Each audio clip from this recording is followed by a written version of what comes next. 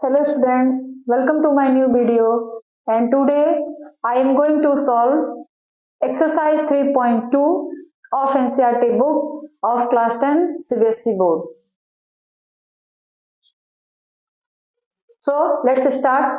इसकी पिछली वाली वीडियो में हम लोग एक्सरसाइज 3.1 हम लोगों ने कंप्लीट किया था और आज हम लोग एक्सरसाइज 3.2 कंप्लीट करेंगे। इसके जितने भी मेथड्स हैं, जितने भी फॉर्मूले हैं कि लाइंस कब कंसिस्टेंट होती हैं, कब इनकंसिस्टेंट होती हैं, कब इनफाइनाइट सॉल्यूशन मिलता है, कब नो सॉल्यूशन मिलता है, कब यूनिक सॉल्यूशन मिलता है, ये सारी चीजों के बारे में हमने पिछले वीडियो में डिस्कस किया हुआ है। ठीक है, और एक्सरसाइज 3.1 भी हमने सॉल्व किया है। आज हम लोग एक्सरसाइज 3.2 सॉल्व करेंगे और एक्सरसाइज 3.2 जो है उसमें क्वेश्चन नंबर फर्स्ट में कई सारे क्वेश्चंस दिए गए हैं और ये कहा गया है solve the linear equation by the substitution method. तो हमने आपको इसके पिछले वीडियो में डिस्कस किया था कि जो लीनियर इक्वेशंस इनटू वेरिएबल्स होते हैं, यहाँ पे दो इक्वेशंस दिए गए हैं, दो लीनियर इक्वेशंस हैं, तो इसको हम लोग कहते हैं पेयर ऑफ लीनियर इक्वेशंस। ठीक है, इसको हम लोग क्या कहते हैं, पेयर ऑफ लीनियर इक्वेशंस। तो जो पेयर ऑफ लीनियर इक्वेशंस होते हैं इसको सॉल्व करने के हमने दो मेथड बताए थे आपको। एक था बाय ग्राफ मेथड, हम लोग ग्राफ से सॉल्व करते हैं इक्वेशंस को, और second one is by algebraic method.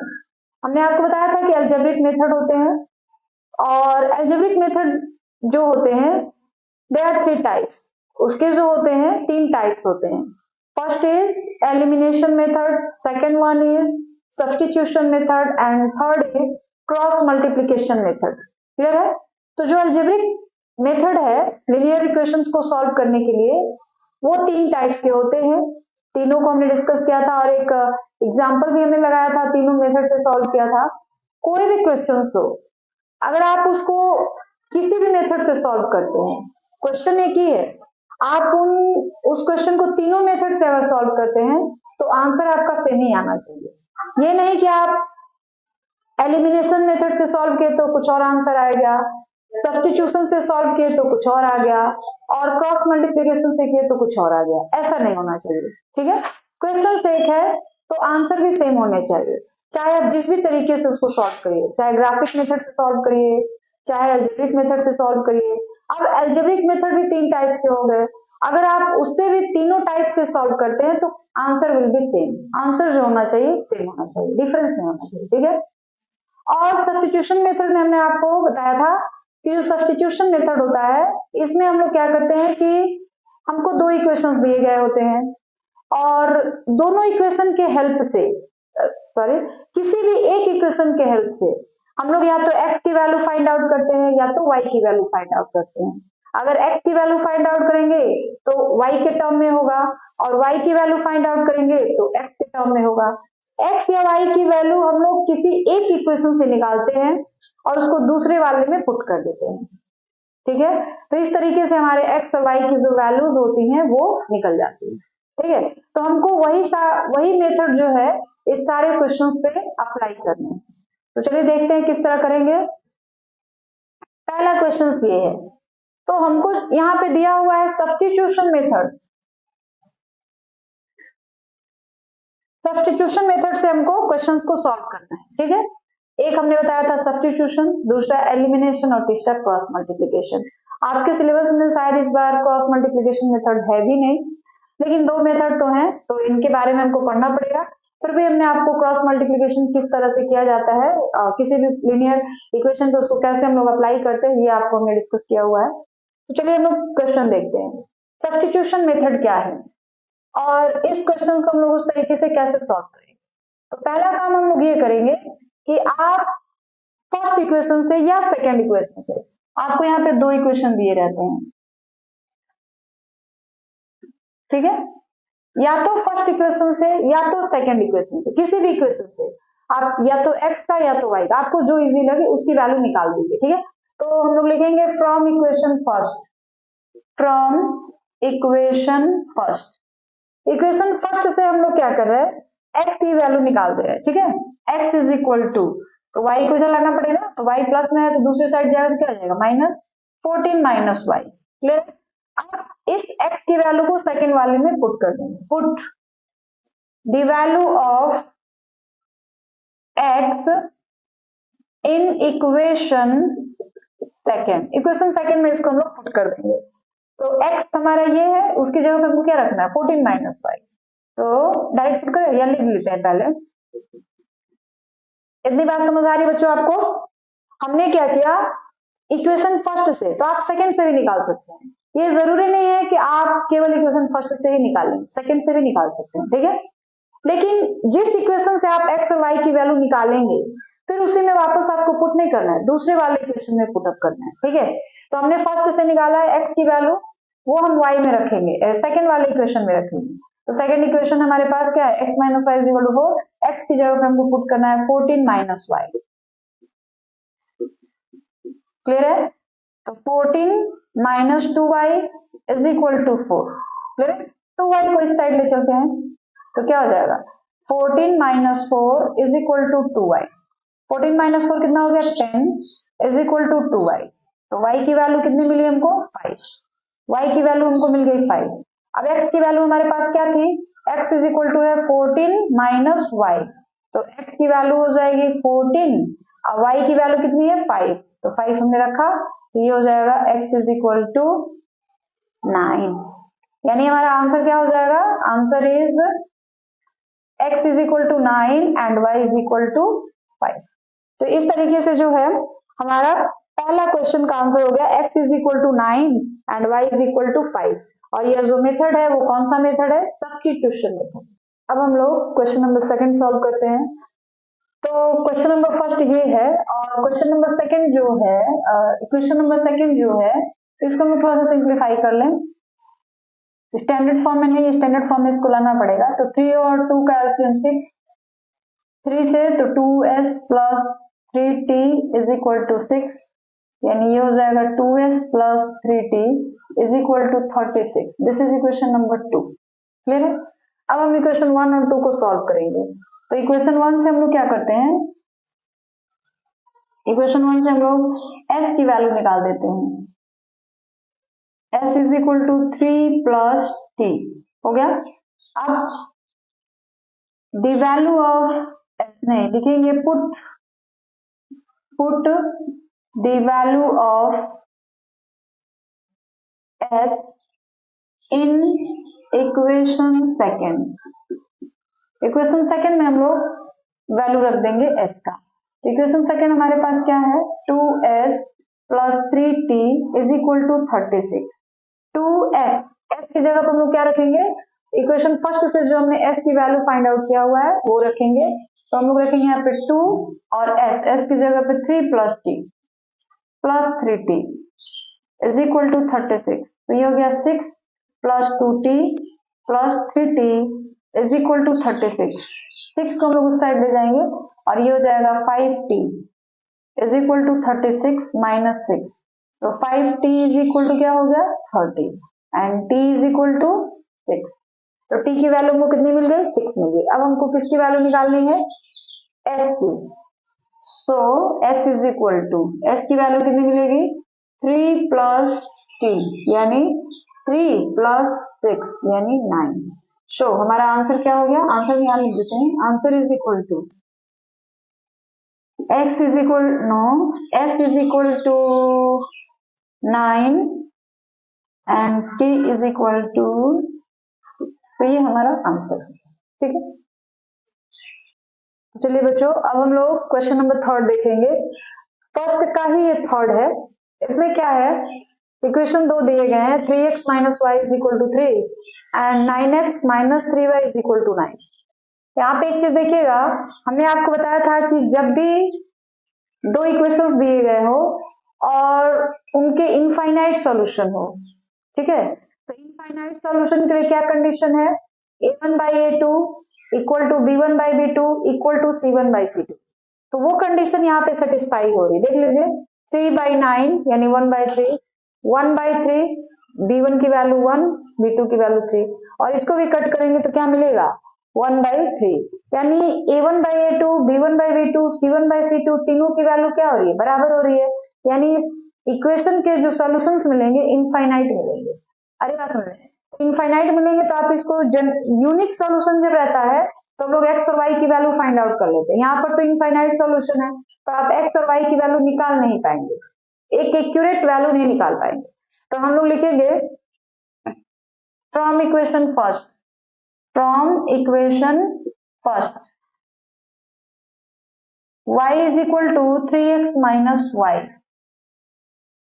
is equal to 3x minus 3 by putting the value of x we can get infinite solution of y अभी बात समझ में। तो अब आपको इसका इनफाइनाइट सॉल्यूशन मिलेगा तो आप एक एक्स और एक वाई का मान आप निकाल ही नहीं पाएंगे, आप रख के चेक कर सकते हैं कि एक्स और वाई का मान आप निकाल नहीं पाएंगे। तो फिर हमको बस इतना ही लिखना है, y is equal to 3x minus y by putting the value of x we get infinite solutions of y। मतलब y के हम लोग इनफाइनाइट सॉल्यूशन निकाल सकते हैं, लेकिन जब यूनिक सॉल्यूशन होता है तभी हम लोग निकाल पाते हैं, इसका हम लोग नहीं निकाल पाएंगे। तो आप चाहे तो ये भी लिख सकते हैं इट हैव इनफाइनाइट सॉल्यूशन।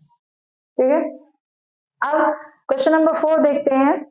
तो क्वेश्चन नंबर 4 जो है वो क्या है, देखिए सारे जो कोफिशिएंट्स हैं ए बी के और सी के वो सारे पॉइंट वाले नंबर्स हैं।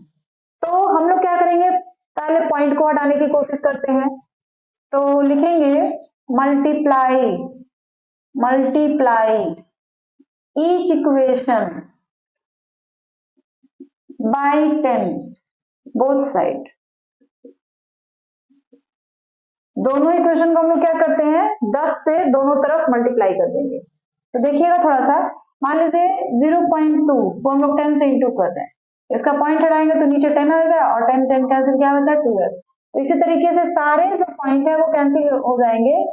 वी गेट, जब हम लोग 10 से मल्टीप्लाई करेंगे तो वो क्या मिलेगा 2x plus 3y is equal to 13 और यहाँ मिलेगा 4x plus 5y is equal to 23। This is equation number first and this is equation number second. Clear है, अब हम लोग इसको सॉल्व करेंगे। तो क्या किया जाए, from equation first 2x is equal to 13 minus 3y and x is equal to 13 minus 3y by 2। Clear, इतनी बात समझ आ गई है। हमने क्या किया, इक्वेशन फर्स्ट से x की वैल्यू निकाल दी। अब हम क्या करेंगे, जो x की वैल्यू हमने इक्वेशन फर्स्ट से निकाला है उसको हम लोग क्या करेंगे सेकंड में पुट अप कर देंगे। तो लिखेंगे put the value of x in equation second we get, हम लोग क्या पाएंगे, देखिए x की वैल्यू निकाला है तो 4x की जगह पे ये पूरी वैल्यू रखी जाएगी 13 minus 3y by 2 plus 5y is equal to 23। तो 2 से ये कैंसिल हो जाएगा 2 बार में, तो ये हो गया 2 इंटू 13 कितना हो जाएगा 26 minus 2 into 3 6y plus 5y is equal to 23। ठीक है, तो ये हो जाएगा 26 minus y is equal to 23। अब हम y को अगर इस साइड ला दे तो 23 यहाँ आ जाएगा, तो क्या हो जाएगा 26 minus 23 is equal to y implies that y is equal to 3। आई बात समझ में, हमको y की वैल्यू कितनी मिल जाएगी 3। क्लियर हो जाते हैं। अब हमको निकालना है x का मान, तो y की वैल्यू तो हमने 3 निकाल दिया, x का मान कैसे निकालेंगे, तो देखिए x का मान दिया हुआ है हमारे पास, x is equal to 13 minus 3y by 2। y की जगह हम क्या पुट कर दे 3 पुट कर दे, तो x is equal to 13 minus 3 into 3 by 2 यानी 13 माइनस 9 बाई 2। 13 माइनस 9 कितना हो गया 4 बाई 2 यानी 2। हमको x की वैल्यू कितनी मिल जाएगी 2 और y की वैल्यू कितनी मिल जाएगी 3। तो इस तरीके से x की वैल्यू हमको कितनी मिली है 2 और y की वैल्यू मिली हुई है 3। तो हमारा क्वेश्चन नंबर जो फर्स्ट था वो अभी कंप्लीट, सॉरी क्वेश्चन नंबर जो 4 था वो भी कंप्लीट हो गया। तो स्टूडेंट्स अब हम लोग देखेंगे क्वेश्चन नंबर 1 का 5th और 6th पार्ट। ठीक है, तो 5th वाला ये है और यहाँ से हमको एक्स वाई की वैल्यू फाइंड आउट करनी है। तो कैसे करेंगे देखिए, हम या तो ये क्वेश्चन नंबर फर्स्ट है या ये क्वेश्चन नंबर सेकंड है। From equation first under root 2x plus under root 3y is equal to 0। तो under root 2x is equal to क्या मिलेगा हमको, 3 को उधर ले जाएंगे तो minus under root 3y and x is equal to क्या मिलेगा, minus under root 3y by 2 under root 2। ठीक है, अब ये जो x की वैल्यू है इक्वेशन नंबर 2 में पुट करना है। Put the value of x in equation second we get, हम लोग क्या करेंगे इक्वेशन सेकेंड में इसको पुट करके देखते हैं क्या मिलता है। x की जगह पे ये मान रखना है तो अंडर रूट 3x, x की जगह पे ये पूरा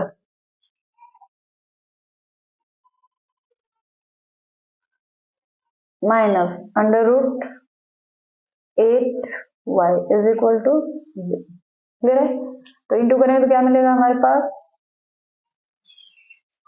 3 into 3 minus 3y by under root 2 minus 8y is equal to 0।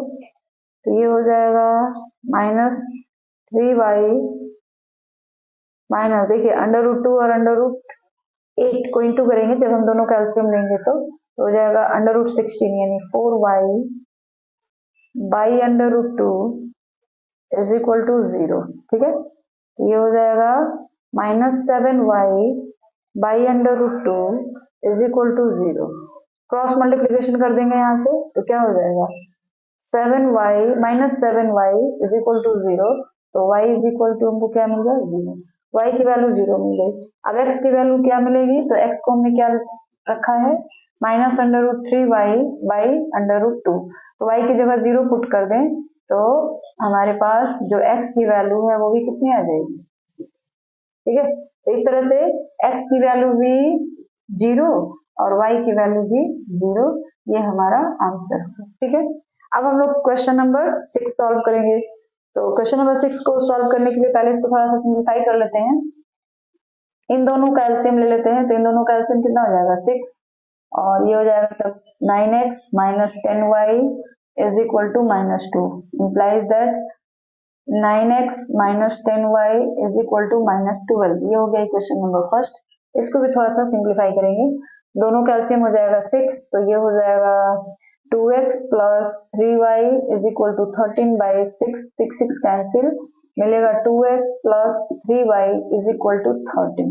This is equation number second, ये इक्वेशन नंबर सेकेंड हो गया। ठीक है, अब हम लोग इक्वेशन फर्स्ट और सेकेंड को सॉल्व करेंगे। तो चलिए सॉल्व करते हैं। फ्रॉम इक्वेशन फर्स्ट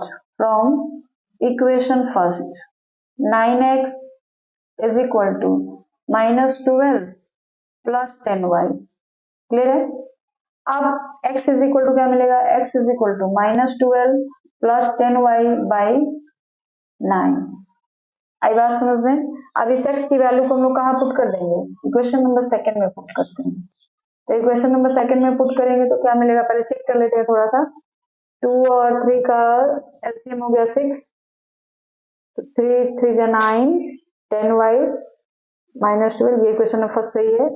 और 6 फिर 2x 3y 13 में ये भी ठीक है। चलिए x की वैल्यू निकाल दी हमने, x की वैल्यू हमको कहाँ रखनी है, इक्वेशन नंबर सेकंड में रखनी है। तो इक्वेशन नंबर सेकंड जो है वो क्या है, देखिए 2x, x की जगह पे हम क्या रखेंगे, ये पूरी वैल्यू रख देंगे minus 12 plus 10y by 9 plus 3y is equal to 13। Clear है, दोनों का एलसीएम लेंगे इसका तो क्या हो जाएगा माइनस 24 प्लस 20y प्लस 9 3 जा 27y by 9 is equal to 13। ये कितना हो गया 27 माइनस 24 है, ये हो जाएगा minus 24 plus 7 4 y is equal to 13 into 9। ये क्या हो जाएगा, -24 plus 47y is equal to 9 27, 7 हाथ से बचे 2, 9 कम 9, 9 और 2 11। अब ये क्या हो जाएगा, 47y is equal to 117 plus 24 को हमने उस साइड कर दिया, तो ये कितना हो गया, 47y इज इक्वल टू 7 4 11, 2 और 1 3 और 1 4 और 1। ठीक है, तो y की वैल्यू हमको कितने मिल जाएगी, y इज इक्वल टू, यहाँ निकालते हैं, दिखने का है यहाँ पे, तो y इज इक्वल टू क्या मिलेगा हमको, y इज इक्वल टू 141/47। अब 47 का टेबल कितनी बार पढ़ा जाए, 47 का आई थिंक 3 टाइम्स, 3 से 21, 3 4 12, 13 14, यस 3 बार भी। तो y की वैल्यू हमको कितने मिल गई, 3। अब y की वैल्यू जो 3 है वो हमको x में रख देना है, तो x की वैल्यू हमने कितनी निकाल रखी है, x की वैल्यू हमारे पास ये है, ये, तो x की वैल्यू हमको रखना है, तो ये हो जाएगा -12 प्लस 10y/9, तो -12 प्लस 10 और y की वैल्यू कितनी रखेंगे, 3/9, तो ये हो गया -12 प्लस 30/9, ये कितना हो जाएगा,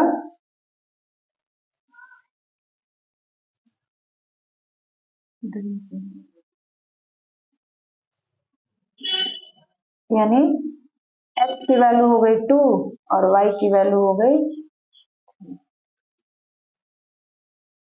ये हमारा आंसर हो गया। तो इस तरीके से क्वेश्चन नंबर फर्स्ट जो है उसके 6 पार्ट हैं, और क्वेश्चन नंबर फर्स्ट के जो 6 पार्ट है वो हमारा कंप्लीट हो चुका है।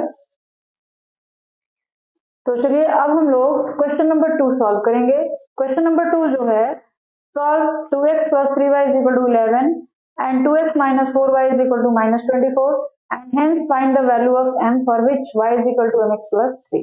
ठीक है, आपको क्या करना है, ये दो इक्वेशन दिए गए हैं, इन दोनों को सॉल्व करना है, एक्स वाई का मान निकालना है और यहाँ पे लाके रख देना है। जब एक्स वाई का मान आप इसमें पुट कर देंगे तो आपको n की वैल्यू निकल जाएगी। ठीक है, तो देखिए, given 2x plus 3y is equal to 11, this is equation number first, and 2x minus 4y is equal to -24, this is equation number second। अब हमको सॉल्व करना है तो आप किसी भी मेथड से कर सकते हैं। देखिए यहाँ से हम लोग क्या करते हैं, लिखेंगे नीचे from equation first 2x is equal to 11 minus 3y, तो x is equal to क्या हो जाएगा, 11 minus 3y by 2। Now put the value of x in equation second। हमने फर्स्ट से निकाला था ना x का मान, तो हम लोग सेकंड में पुट करेंगे, तो पुट करिए सेकंड में, क्या हो जाएगा 2x, x की जगह पे ये पूरा 11 minus 3y by 2 -4y is equal to -24, 2 cancel, क्या मिला,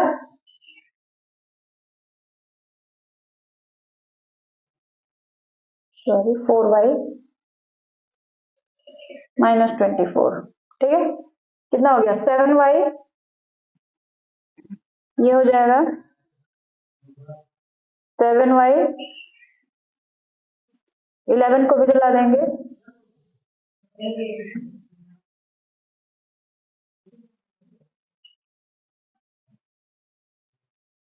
पहले तो माइनस माइनस कैंसिल हो गया and y is equal to 5।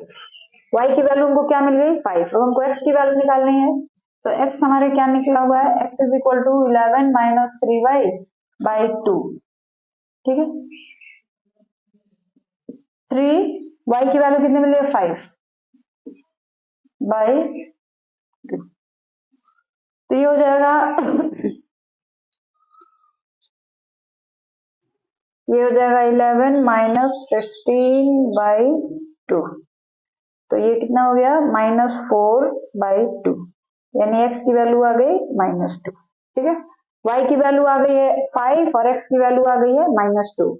अब हम लोग x और y की वैल्यू पुट कर देंगे, जो इक्वेशन दिया हुआ है third. Put the value of x and y इन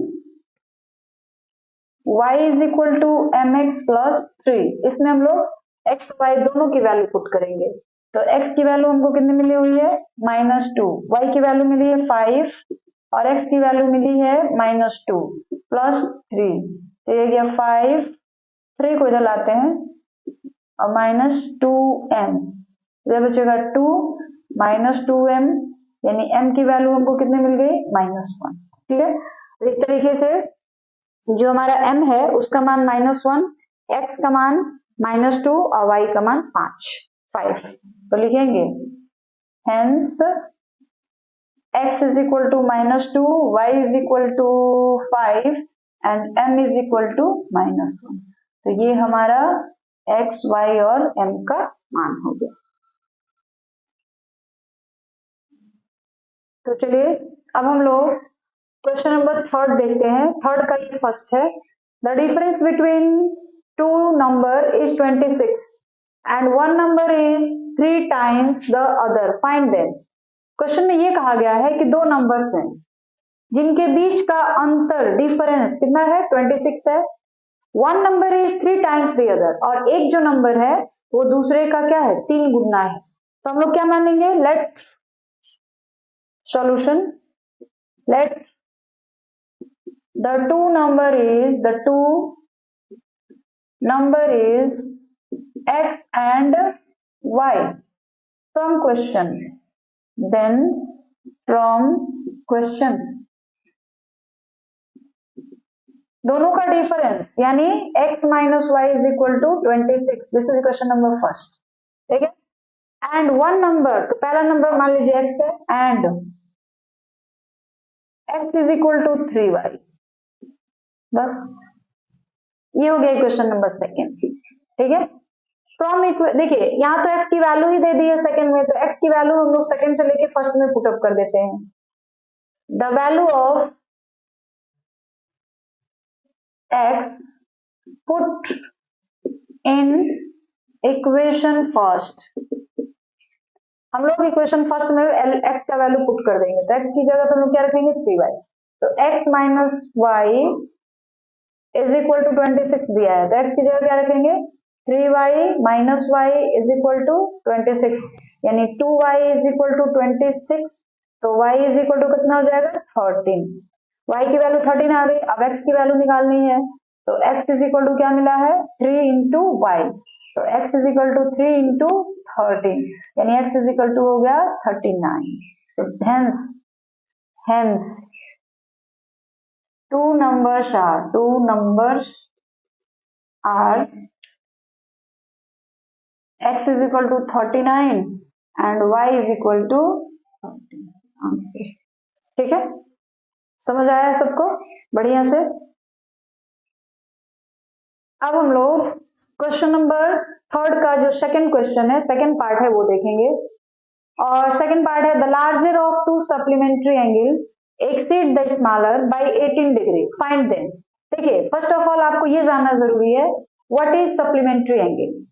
ठीक है, two angle whose sum is 180 degree is called supplementary angle.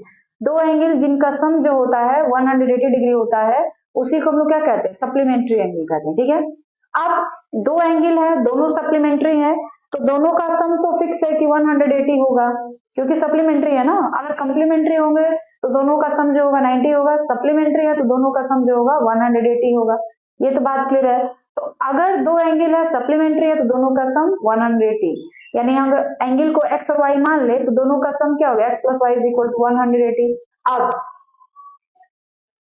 The larger of two supplementary, जो बड़ा वाला एंगल है उसमें एक बड़ा एक छोटा तो होगा ही, जो बड़ा एंगल है वो छोटे वाले को 18 डिग्री से एक्सीड कर जाता है, यानी 18 डिग्री ज्यादा है वो छोटे वाले एंगल से, यानी दोनों एंगल के बीच का डिफरेंस कितना है 18 डिग्री। ठीक है, तो अब हमारे पास दो इक्वेशन मिल गया, दोनों को सॉल्व करके x y का मान निकाल दीजिए, सिंपल सी बात है। Solution, let two supplementary angles are x and y। ठीक है, अब इन दोनों को जोड़ेंगे तो कितना होगा 180, और दोनों को घटाएंगे तो कितना आएगा 18 डिग्री, क्योंकि बड़ा वाला जो कोण है वो कितना डिग्री ज्यादा है छोटे वाले से 18। तो अब हम लोग क्या करेंगे, ऐड कर दे दोनों इक्वेशन को, y y cancel, 2x is equal to 8, 9 and 1। तो x is equal to 99 degree. x की वैल्यू कितनी आ गई 99 डिग्री आ गई। ठीक है, अब x की वैल्यू हम किसी भी इक्वेशन में पुट कर दें, हमको y की वैल्यू मिल जाएगी। Put value of x in equation first में वैल्यू रखते हैं x का, तो 99 plus y is equal to 180। तो y is equal to 180 minus 99, तो कितना जाएगा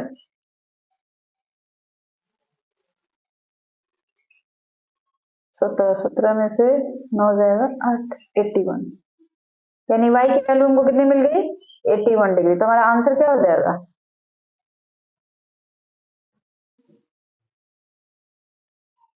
अब इन दोनों को आप जोड़ के देख सकते हैं, दोनों को जोड़ने पे 180 ही आएगा।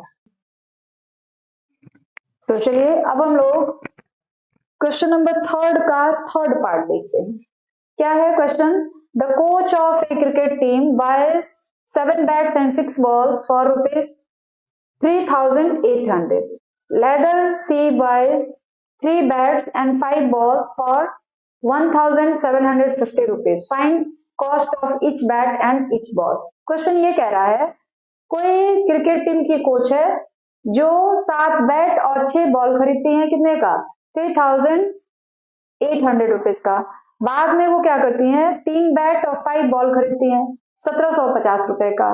Find the cost of each bat and each ball. अब आपको एक बॉल का और एक बैट का कॉस्ट निकालना है, तो ठीक है, तो एक बॉल और एक बैट के बारे में कहा गया है, तो हम लोग एक्स वाई लेंगे। एक बैट की जो कीमत है कॉस्ट है x रुपया, और एक बॉल का जो है वो y रुपया। तो let cost of each bat is x rupees and cost of each ball is y rupees। ठीक है, अकॉर्डिंग टू क्वेश्चन या फ्रॉम क्वेश्चन,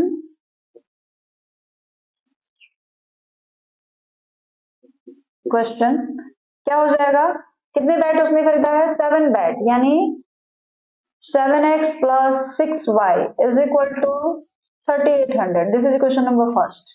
और दूसरा होगा 3 bat 5 ball is equal to 1750। This is question number. अब इन दोनों को हमको सॉल्व करना है और एक्स वाई का मान निकालना है। तो करा जाए, पहले हम लोग क्या करते हैं, from equation first 7x plus 6y is equal to 3800। तो 7x is equal to 3800 minus 6y। Now x is equal to 3800 minus 6y by 7। ठीक है, अब x की वैल्यू हमको निकल गई, सेकंड में पुट कर दीजिए आप। Put the value of x in equation second. Equation second में हम x की जगह पे ये मान जो है रख देंगे, तो 3x की जगह पे ये पूरी वैल्यू रखी जाएगी, 3800 माइनस 6y बाई 7 और plus 5y is equal to 1750। 3 से इंटू करते हैं तो क्या जाएगा 0 0 3 8 जा 24 3 3 जा 9 9 10 11 माइनस 6 3 18y प्लस एलसीएम लेंगे यहाँ पे तो 35y हो जाएगा बाई 7 इज इक्वल टू 1750। ठीक है, अब घटा देंगे इसको 11400 माइनस नहीं प्लस हो जाएगा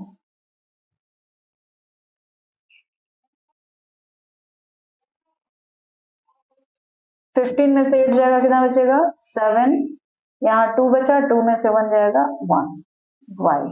क्लियर है, और इधर है 1750 बाई 7 से क्रॉस मल्टीप्लाई कर देते हैं उधर तो 1 plus 17y is equal to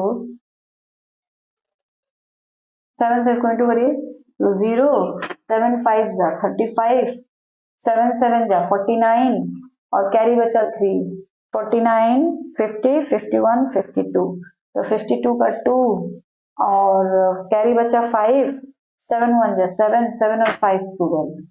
clear है, now 17y is equal to 2250 minus 11400 तो माइनस कर देंगे। अब यहां से घटाएंगे तुमको क्या मिलेगा 17y इज इक्वल टू 0 5 12 में से 4 गया 8 12 में से 4 गया 8 यहाँ 1 यहाँ 2 इतना ही। ठीक है, अब y is equal to 17y is equal to 850 तो y is equal to 850 by 17 यानी y की वैल्यू हो जाएगी 17×50 रुपया। यानी एक बॉल का जो दाम होगा वो कितना रुपया हो जाएगा, एक बॉल का दाम हो गया 50 रुपया। अब हमको किसका दाम निकालना है, बैट का। तो बैट के लिए हमारे पास x की वैल्यू फाइंड आउट करनी पड़ेगी तो 3800 माइनस 6y की वैल्यू हम 50 ले लेंगे अब बाई 7।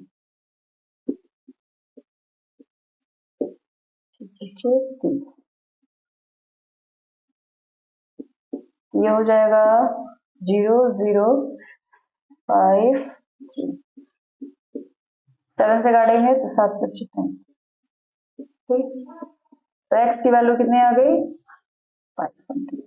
यानी एक बॉल का दाम कितना है 50 रुपीज एंड एक बैट का दाम कितना है 500 रुपीज।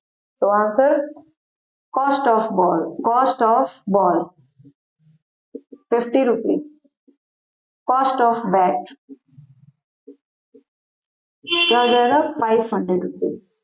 ये हमारा आंसर हो गया।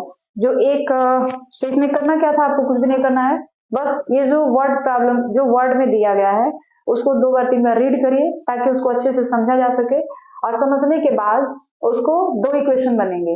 अब 2 इक्वेशन बनेंगे तो यहाँ तो हम लोग सब्स्टिट्यूशन मेथड से सॉल्व कर रहे थे, हमने सॉल्व कर दिया कि सब्स्टिट्यूशन मेथड ही हमको लगाना है क्योंकि हम लोग वही एक्सरसाइज पढ़ रहे हैं। लेकिन एग्जामिनेशन हॉल में क्या होगा कि आपको पता नहीं होगा कि किस मेथड से करें, वहां तो कुछ दिया भी नहीं रहेगा, तो वहां पे आपको जो मेथड इजी लगता है उससे आप इसको सॉल्व कर सकते हैं। ठीक है, और आपको बस यही करना है किसी भी तरह से आप 2 इक्वेशन बना लीजिए। 2 इक्वेशन जहां आपका बन गया आधा काम आपका खत्म हो गया। 2 इक्वेशन बन गया, उसको किसी भी मेथड से सॉल्व करिए और एक्स वाई की वैल्यू फाइंड आउट करिए। This is the answer. ठीक है, चलिए तो चलिए बच्चों, अब हम लोग क्वेश्चन नंबर 3 का जो 4th पार्ट है वो कर लेते हैं। देखिए, देखने में तो काफी बड़ा दिख रहा है। 4th है the taxi charge in a city consist of a fixed charge together with the charge for the distance covered for a distance of 10 km. The charge paid is 105 rupees and for a journey of 15 km the charge paid is 155 rupees. What are the fixed charge and the charge per kilometer? How much does a person have to pay for traveling a distance of 25 kilometre? देखिए, question ये कह रहा है कि कोई शहर है जिसमें टैक्सी का जो किराया लगता है वो कुछ इस तरीके से है कि अगर आप कुछ फिक्स चार्ज है, जैसे अगर आप केवल टैक्सी पे चढ़ के उतर गए तो आपको उसके लिए कुछ ना कुछ देना पड़ेगा। उसके बाद आप जितने किलोमीटर जाएंगे उसका भी आपको पर किलोमीटर के हिसाब से देना पड़ेगा। आई बात समझ में? देखिए, पहले इसको ध्यान से समझने की कोशिश करिए कि क्वेश्चन क्या कहा गया है। क्वेश्चन ये है कि किसी शहर में जो किराया लगता है वो इस तरीके का है कि अगर आप केवल टैक्सी में चढ़ जाते हैं, भले से आप 1 किलोमीटर या 2 किलोमीटर न जाए तो भी आपका कुछ फिक्स चार्ज लगेगा, ठीक है। और अगर आप चढ़ गए, आप भले से कहीं ना जाइए लेकिन आपका कुछ फिक्स चार्ज टैक्सी का वो लग जाएगा। उसके बाद आप जितने किलोमीटर जाएंगे उस हिसाब से पर किलोमीटर का जोड़ के आपको लिया जाएगा। तो अब सवाल ये है कि अगर आपको कोई इंसान जो है वो 10 किलोमीटर जाता है और चार्ज कितना पेड करता है, 105 रुपया, and for a journey of 15 kilometre, एक कोई इंसान 15 किलोमीटर जाता है तो वो कितना रुपया पेड करता है, 155 रुपया। What are the fix charge and what are the charge per kilometre? तो एक फिक्स चार्ज होगा और एक पर किलोमीटर के हिसाब से चार्ज होगा। तो एक को यहाँ भी वही सिंपल सा है कि आप फिक्स चार्ज को एक्स ले लीजिए और पर किलोमीटर जो चार्ज है उसको वाई ले लीजिए, दो इक्वेशन बनाइए, दोनों को सॉल्व करिए, एक्स वाई की वैल्यू आ गई, दैट इज द आंसर। ठीक है, चलिए तो चलिए हम लोग इसको सॉल्व करते हैं। लेट सॉल्यूशन, जगह की कमी है तो छोटे छोटे से लिखना पड़ेगा आपको। Let the fix charge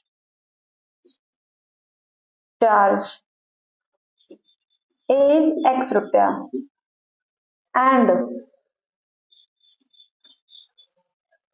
charge per kilometre is y रुपया। ठीक है, फिक्स चार्ज जो है वो x रुपया है और 1 किलोमीटर का y रुपया है। तो कोई इंसान कितने किलोमीटर जा रहा है, 10 किलोमीटर, और वो कितना पेड कर रहा है, 10 किलोमीटर जाता है तो 105 रुपया। देन फ्रॉम क्वेश्चन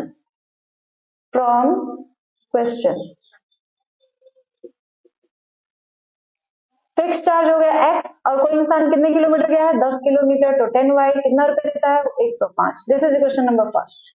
और सेकंड इक्वेशन क्या बनेगा, फिक्स चार्ज वो कितना उसको पेड करना पड़ेगा, x रुपया, एंड कोई इंसान कितना किलोमीटर जाता है, 15 किलोमीटर, तो 15 इंटू वाई कितने रुपए पेड करता है वो इंसान, 105। ठीक है, अब इन दोनों इक्वेशन को हम लोग सॉल्व करेंगे, सॉल्व करके एक्स वाई का मान निकालेंगे और फिर 25 किलोमीटर जाने के लिए उसको कितना किराया देना पड़ेगा ये फाइंड आउट करेंगे। ठीक है, तो चलिए निकालते हैं। From equation first x is equal to 105 minus 10y मिल गया। अब x की जो वैल्यू है उसको हम लोग y में पुट कर देते हैं। Put the value of x in equation second में पुट करते हैं। ठीक है, तो सेकेंड में पुट करेंगे तो वो क्या मिलेगा, इक्वेशन सेकेंड ये है ना, x की जगह पे हमको ये पूरा पुट करना है, तो 105 minus 10y plus 15y is equal to 155। ठीक है, ये कितना हो जाएगा, 105 plus 5y is equal to 155। अब यहां से 105 को जलाते हैं तो क्या बचेगा, यहाँ पे 5y is equal to 155 minus 105, तो हमारे पास कितना बच जाएगा,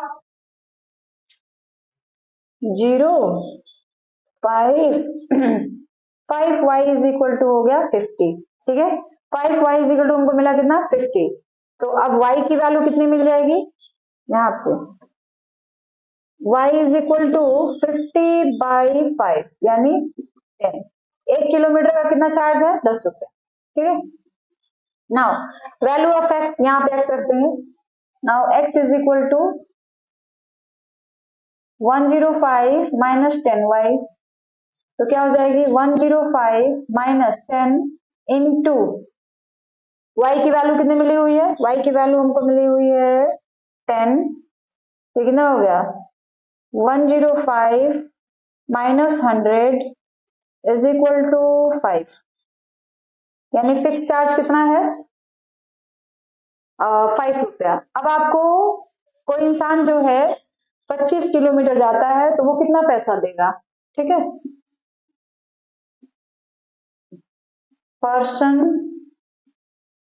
पेड फॉर 25 किलोमीटर तो क्या हो जाएगा, फिक्स चार्ज x और 55 किलोमीटर जाता है तो 55 इंटू वाई। तो x की वैल्यू कितनी मिली हुई हमको, x की वैल्यू, ये तो x की वैल्यू हो गई और y की वैल्यू, तो y इज इक्वल टू यहाँ पे 10 लिख लेते हैं, y की वैल्यू हो गई, तो x की वैल्यू हम लिखेंगे 5 और 25 इंटू 10, तो हो गया 5 प्लस 250, ये हो जाएगा 255 रुपीज।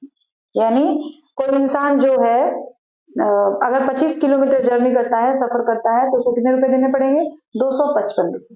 पहले देखिए, आप क्वेश्चन को ध्यान से, बिल्कुल इत्मीनान से 2 बार पढ़िए, समझिए, उसके बाद पढ़ के समझ के 2 पेयर ऑफ इक्वेशन बनेंगे, 2 लीनियर इक्वेशन बनेंगे।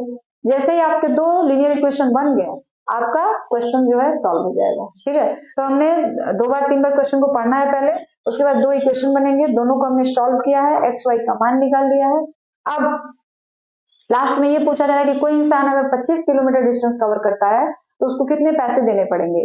तो फिक्स चार्ज तो हमारे पास x है और 25 किलोमीटर गया है तो 25 इंटू वाई, वाई क्या है, 1 किलोमीटर का चार्ज है, तो 25 किलोमीटर जाएगा तो 25 इंटू 25 इंटू वाई, तो उस तरह से हमारे पास कितना आ गया, 255। तो चलिए बच्चों, अब हम लोग क्वेश्चन नंबर 3 का 5th पार्ट जो है उसको करते हैं।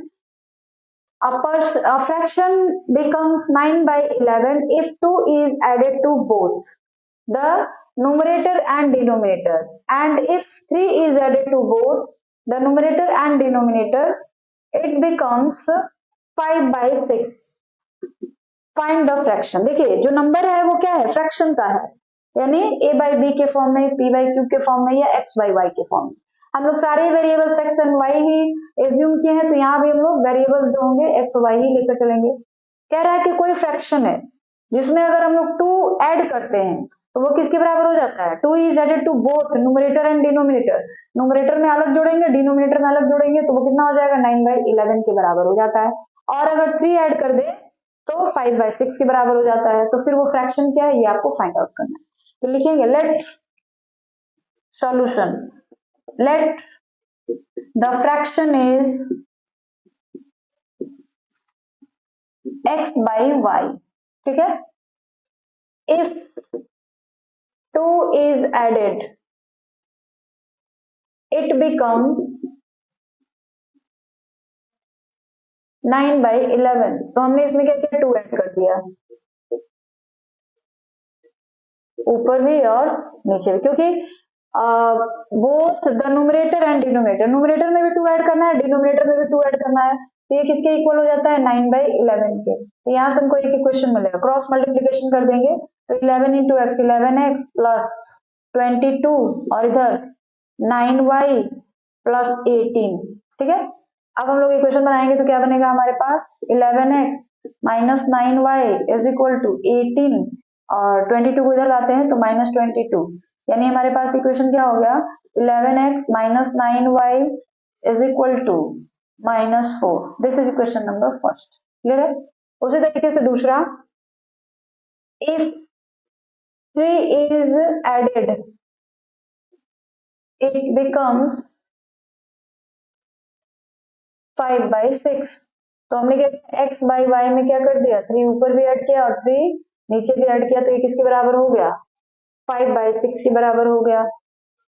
क्रॉस मल्टीप्लीकेशन कर देंगे तो 6x plus 18 is equal to 5y plus 15 implies that 6x minus 5y is equal to 15 minus 18 implies that 6x minus 5y is equal to minus 10।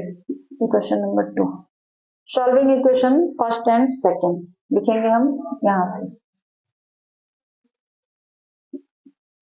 Solving equation first and second, we get first और second को solve करेंगे तो क्या मिलेगा, देखिए 11x minus 9y is equal to -4 and 6x minus 5y is equal to -3। तो हम लोग क्या करें, यहां से x की वैल्यू निकाल दें, 11x is equal to -4 plus 9y, तो x is equal to -4 plus 9y by 11। ठीक है, अब जो x की वैल्यू मिली है उसी को हम लोग इक्वेशन नंबर 2 में पुट कर देते हैं। ठीक, यहाँ तो निकल गया x का मान। अब हम लोग डायरेक्ट रखते हैं, x की वैल्यू सेकेंड में पुट करते हैं। ठीक है,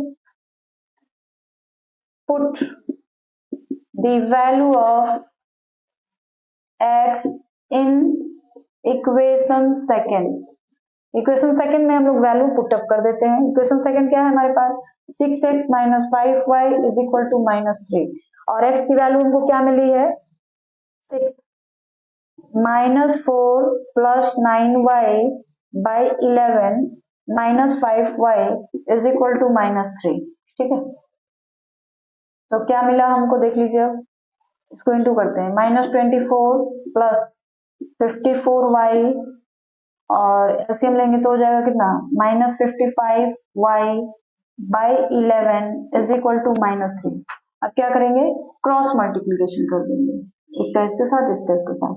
ये क्या हो जाएगा, -24 और इधर हो जाएगा माइनस केवल y, और फिर इधर इंटू करेंगे उधर, तो क्या हो जाएगा -33। ठीक है, तो y को उधर ले चलते हैं, तो y इज इक्वल टू हो जाएगा -24 प्लस 33, यानी y की वैल्यू कितनी हो गई, 13। 13 में से 4 जाएगा 8, 8 5 तो हम लोग घटा दे इसको। 33 में से हमको माइनस करना है 24, तो कितना बचेगा 9, यानी 13 में से 4 गया 9, एंड यहाँ पे 2 में से 2 गया, तो y की वैल्यू कितनी हो गई 9। अब हमको किसकी वैल्यू निकालनी है, x की वैल्यू।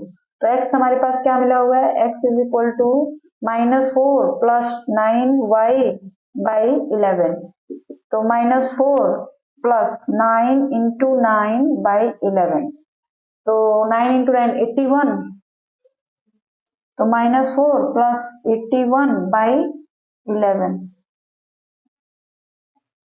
तो ये हो जाएगा 77 बाई 11, यानी 7। तो फ्रैक्शन हमारा क्या मिला, अब हम लोग आंसर यहाँ लिखते हैं, हेंस द फ्रैक्शन इज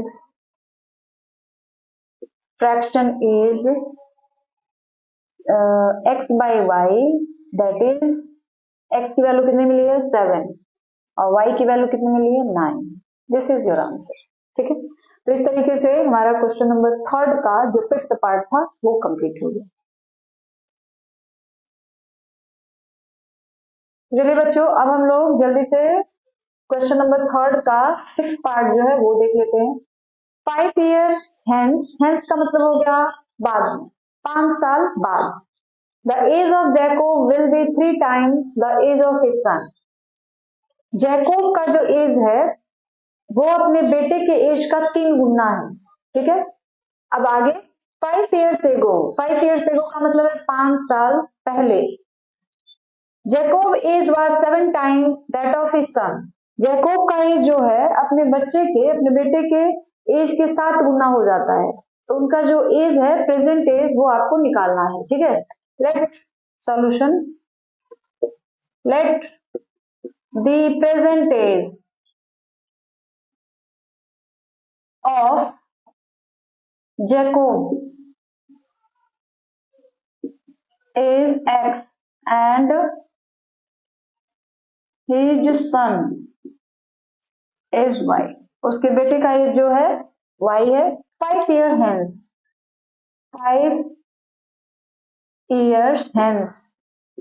अब देखिए 5 साल बाद, तो 5 साल बाद जो है जैकोब का भी एज बढ़ेगा 5 साल, और जो उसका बेटा है उसका भी एज 5 साल बढ़ेगा। तो बाद में जब भी हम लोग एज निकालते हैं तो जितने साल दिया रहता है उतना हम लोग ऐड कर देते हैं, और एगो अगर दिया रहता है तो जितने साल एगो दिया रहता है उतना हम लोग प्रेजेंट एज में से क्या करते हैं, माइनस कर देते हैं। इस चीज को हमेशा याद रखिएगा कि अगर प्रेजेंट एज आपको पता है, एक्स वाई या पी क्यू जो भी चीज हो, अगर बाद में पूछा जा रहा है 10 साल बाद 15 साल बाद, तो उतना साल हम लोग उसमें ऐड कर देंगे। और एगो पूछा जाएगा मतलब 10 साल पहले या 20 साल पहले, तो उतना ईयर हम लोग माइनस कर देंगे। तो 5 साल पहले क्या था, Jacob is 3 times his son age। तो अभी तो उनका एज एक्स और वाई है, 5 साल बाद में जो जैकोब है उसका एज क्या हो जाएगा, एक्स प्लस 5, और उसके बेटे का एज क्या हो जाएगा, वाई प्लस 5। अब यह जो है इस बेटे के एज का 3 गुना है, ठीक है। यहां से हमको एक इक्वेशन मिल जाएगा, x plus 5 is equal to 3y plus 15 implies that x minus 3y is equal to 15 minus 5, it means x minus 3y is equal to 10। This is equation number first, ठीक है। अब ये तो 5 साल पहले की बात की गई, सॉरी 5 साल बाद की बात की गई है। 5 साल पहले क्या था, 5 years ago, 5 साल पहले क्या था, Jacob age was 7 times, Jacob age 7 times his son, उसके बेटे का एज का 7 टाइम्स है, ठीक है। तो 5 साल पहले इस समय जैकोब और उसके बच्चे का जो एज है वो कितना है, एक्स और वाई है। 5 साल पहले कितना होगा, तो एज हम लोग माइनस कर देंगे, x minus y is equal to, अब यहाँ 7 times y minus 5, x minus 5 is equal to 7y minus 35। तो x 7y को इधर लाते हैं, 5 को उधर ले चलते हैं, 7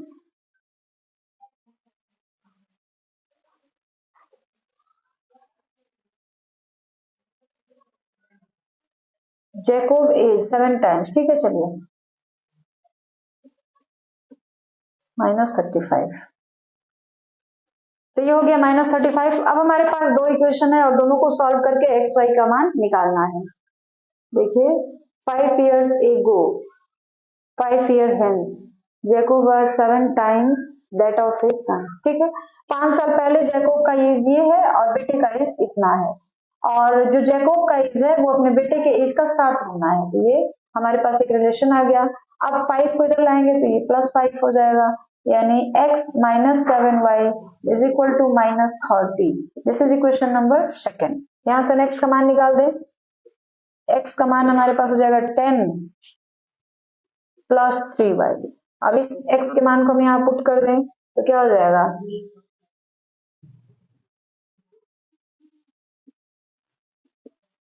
minus 30।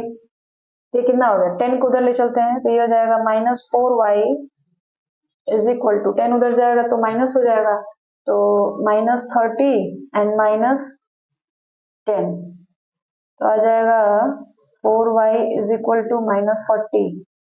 Minus minus cancel, implies y बराबर आ जाएगा कितना, 10, यानी उसके बेटे का एज कितना है, 10 ईयर्स है।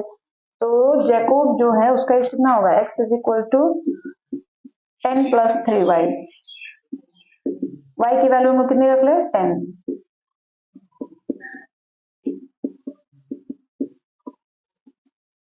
40, यानी जो जैकोब का एज होगा वो कितना हो जाएगा, 40 ईयर्स हो जाएगा, और जो उसके सन का एज होगा वो कितना हो जाएगा, 10 ईयर्स, ठीक है। तो इस तरीके से हमारा जो है, अच्छा एक बार इसको हम लोग और देख लेते हैं।